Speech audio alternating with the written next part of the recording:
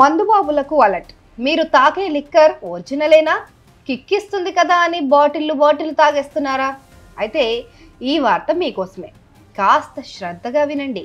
ఈ మధ్యకాలంలో మద్యం కల్తీల గురించి మీరు వినే ఉంటారు, కానీ ఇటీవల ఇవి బాగా ఎక్కువైపోయాయి. కొందరు కల్తీ రాయల్లో రెచ్చిపోయి మరీ మద్యాన్ని కల్తీ చేసేస్తున్నారు. తాజాగా సూర్యాపేట జిల్లా మేళ్లచెరువు మండలం రామాపురంలో భారీగా కల్తీ లిక్కర్ పట్టుబడింది.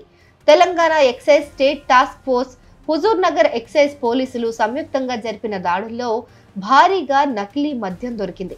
ఒరిజినల్ ఖాళీ బాటిళ్లను సేకరించి అందులో సగం నీళ్లు, కొంత స్పిరిట్, కొంత అసలు మద్యం కలిపి ఆ తర్వాత అచ్చుగుద్దినట్లు సీల్ వేసి మార్కెట్లో విక్రయిస్తున్నట్లు తెలిసింది.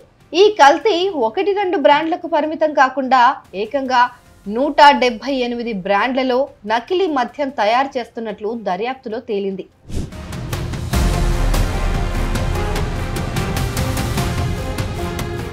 ఈ సోదాల్లో పోలీసులు దాదాపు 15 లక్షల రూపాయల విలువైన కల్తీ విస్కీని స్వాధీనం చేసుకున్నారు. ఇది కేవలం ప్యాక్ చేసి సిద్ధంగా ఉన్న కల్తీ మద్యం మాత్రమే.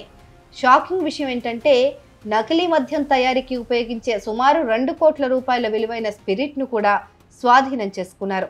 అంతేకాకుండా మార్కెట్లోకి పంపడానికి సిద్ధంగా ఉన్న 11,000 ఖాళీ బాటిళ్లు, వాటికి అతికించాల్సిన 20 లేబుల్ బండిళ్లు కూడా పట్టుబడ్డాయి.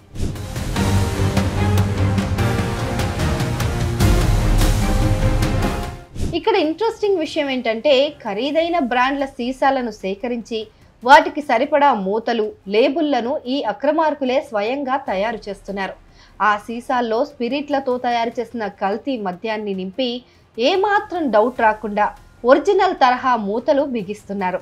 బాటిల్ క్యాప్స్ నుంచి హాలోగ్రామ్ సీల్స్ వరకు అన్ని ఒరిజినల్ పోలి ఉండేలా కాపీ చేయడంతో మార్కెట్లోకి వచ్చాక ఇది నకిలీ బాటిల్ అని గుర్తించడం చాలా కష్టంగా మారుతుంది.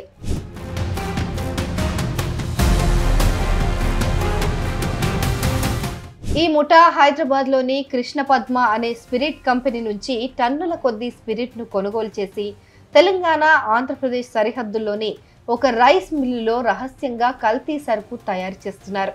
ప్రముఖ బ్రాండ్ల పేరుతో ఈ కల్తీ మద్యాన్ని మార్కెట్లోకి పంపిస్తూ ప్రజల ప్రాణాలతో చెలగాటమాడుతున్నారు. గతంలో ఆంధ్రప్రదేశ్లోని మార్కాపురం, రేపల్లె, అమలాపురం వంటి పలు కీలక ప్రాంతాల్లోనూ ఈ ముఠా నకిలీ మద్యాన్ని విక్రయించినట్లు దర్యాప్తులో వెల్లడైంది.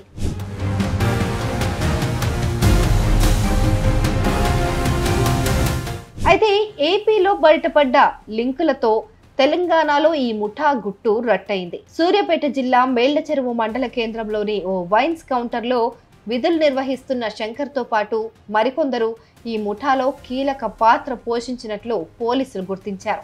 నకిలీ మద్యాన్ని తయారు చేస్తున్నారన్న పక్కా సమాచారంతో వారిని అదుపులోకి తీసుకొని విచారించగా ఈ భారీ దందా విషయం బహిర్గతమైంది. So my dear drinker friends, జాగ్రత్తగా ఉండండి.